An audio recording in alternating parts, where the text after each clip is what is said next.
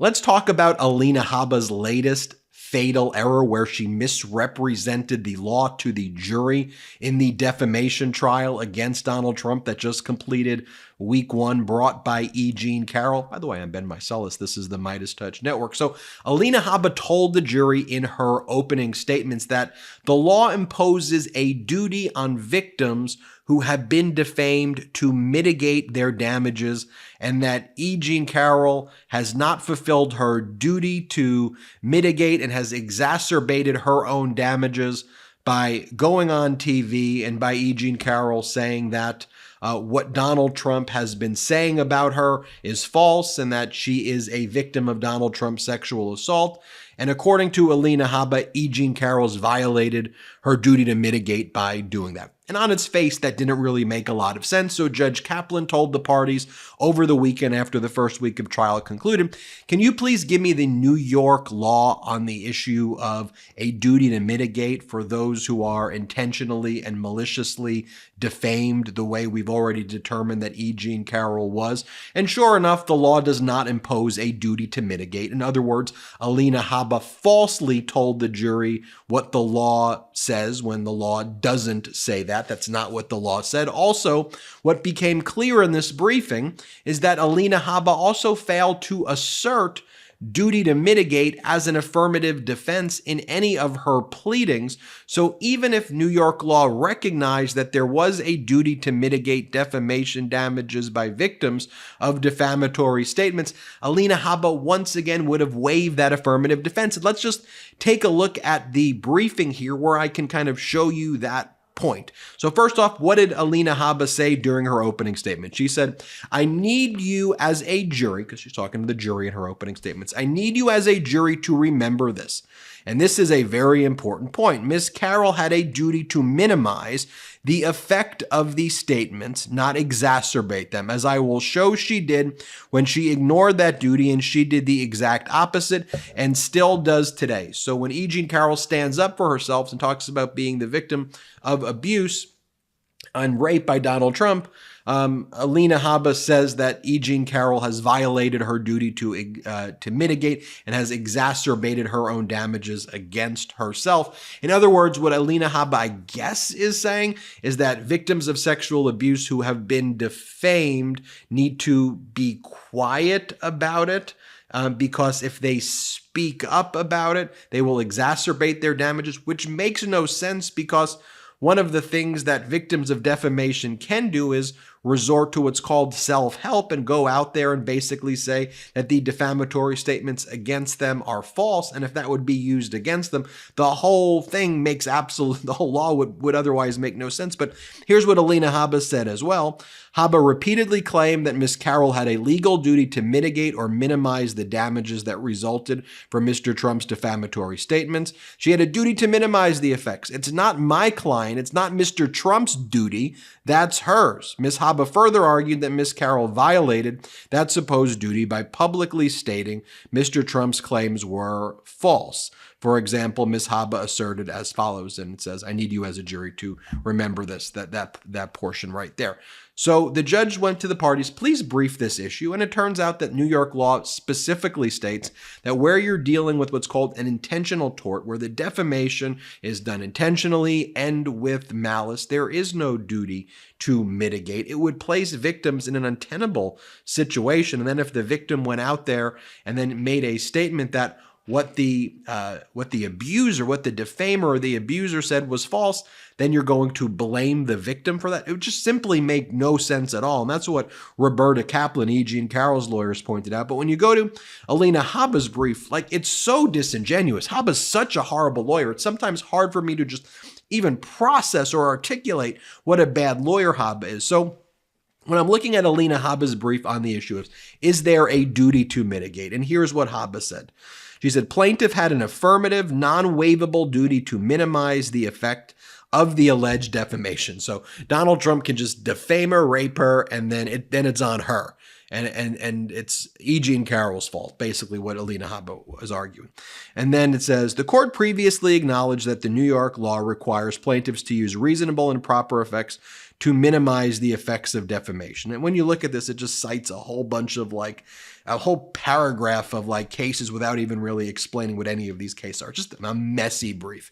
And then it says, in this case from 1919 called Den Norsk is the short version of the case, the seminal case on this issue under New York law, which was cited in the court's January 17, 2024 oral order, the New York Court of Appeals had. The rule is of general and widespread application that one who has been injured either in his person or his property by the wrongful act or default of another is under an obligatory duty to make reasonable efforts to minimize the damages liable to result from such injury, and that if he does not make such a reasonable effort, he will be debarred from recovering for the additional damages which result from such failure. Well, that deals with other things. I guess if someone was in a car accident and they were injured and they didn't go to the hospital, right? And they made the injury worse and worse and worse by not getting treatment, and then blamed the person who hit their car for causing all of the pain and suffering if they could mitigate or minimize the damages. But that's like a car accident, or 1919, maybe a horse and buggy type of accident when that case was being written. But it doesn't mean when you're the victim of defamation that duty attaches. So I had to read this case. So I read the Den Norsk case because the way it was being selectively cited by Alina Habba, I read Den Norsk to stand for the opposite proposition of Alina Habba saying it. Habba cites that general proposition, like in the car accident example I just gave you, where of course there's a duty to mitigate your damages. You can't not go to the hospital, and then as a result develop an infection and then blame the infection. You have some duty to get treated and stop the injury.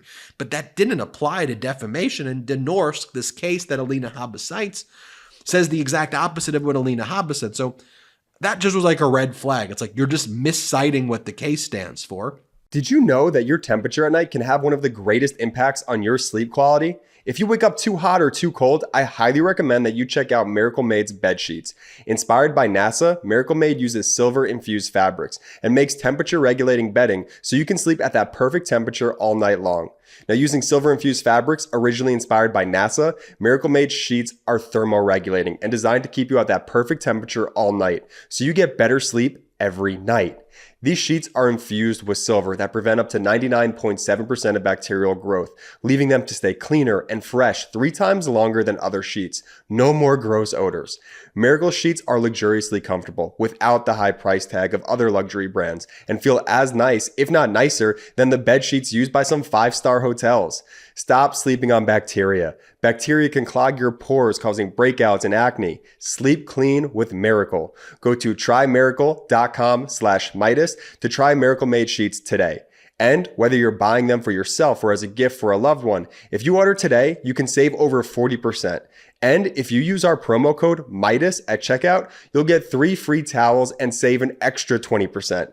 Miracle is so confident in their product, it's backed with a 30-day money-back guarantee. So if you aren't 100% satisfied, you'll get a full refund. Upgrade your sleep with Miracle Made. Go to trymiracle.com/Meidas and use the code Meidas to claim your free 3-piece towel set and save over 40% off. Again, that's trymiracle.com/Meidas to treat yourself. Thank you, Miracle Made, for sponsoring this. And then what Alina Habba then next argues is that she goes, President Trump, because that's how she refers to him as, but I'll say Donald Trump has properly asserted the defense, because one of the next issues is, well, assuming there was a duty to mitigate by E Jean Carroll, which there is not a duty to mitigate, and Alina Habba, you just informed the jury of the wrong law. Assuming there was, did Alina Habba add this into the answer, into the pleading paper as an affirmative defense to be able to even assert it? And I looked into it, and then here's what Alina Habba says. Alina Habba says, I didn't waive it because here's what I said when we wrote the 17th affirmative defense in our answer to the claim of defamation against us.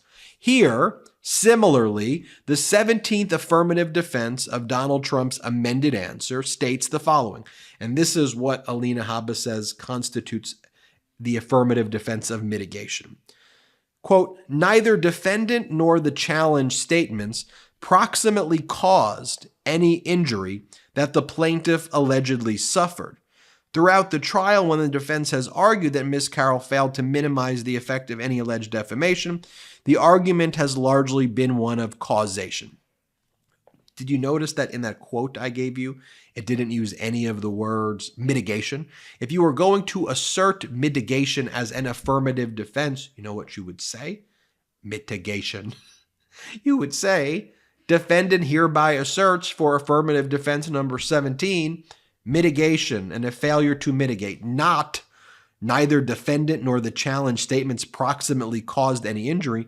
You are asserting there an affirmative defense of lack of causation, not the affirmative defense of mitigating once the injury has been caused. So Alina Habba there also being deceitful because you didn't assert mitigation. There's no word mitigation there. And then Alina Habba says, nonetheless, even if this court determines that that defense was not properly raised, pause, because it was not properly raised. You didn't assert it there. It was not properly raised in the answer. Any such deficiency was cured when Donald Trump raised the defense of failure to mitigate in his pretrial order. So Alina Habba is saying, even if we didn't do what everyone's supposed to do and say failure to mitigate in the answer where it belongs, in a pretrial order, we said it. Okay, well, let's talk about, well, that's not the way it works, number one. But let's take a look at the pretrial order. Contrary to plaintiff's contention, she did not sustain any reputational or economic harm as a result of the statements. Even if she did, any harm she sustained was de minimis and the result of plaintiff's own conduct. Okay, well, again, you're not asserting mitigation. You're blaming the victim right there, but that's not mitigation. So, number one, is mitigation even an affirmative defense? What is there a duty to mitigate by E. Jean Carroll? The answer is no. When I read the case, the answer is no. Even if there is a duty to mitigate, did Alina Habba assert it in the affirmative defense of the answer where it belongs? No.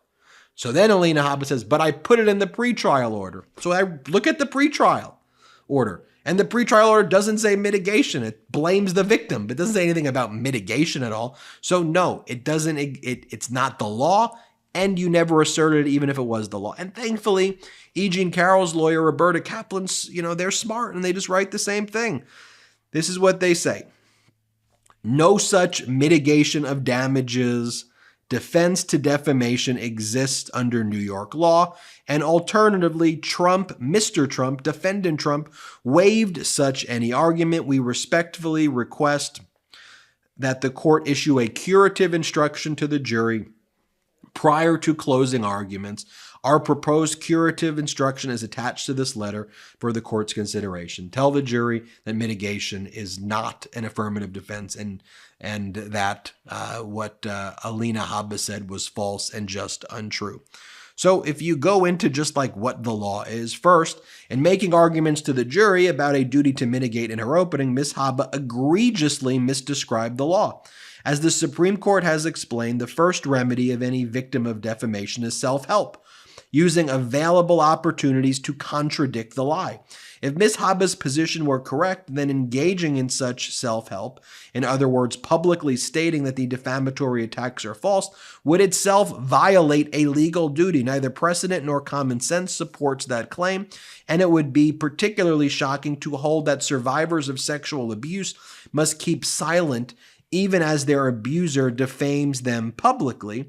And then it goes on to talk about how Ms. Habba's statements to the jury that Ms. Carroll owed a duty to mitigate or minimize damages is also contrary to New York law, as articulated by the state's highest court, which has held that no such duty exists in cases of defamation involving actual malice.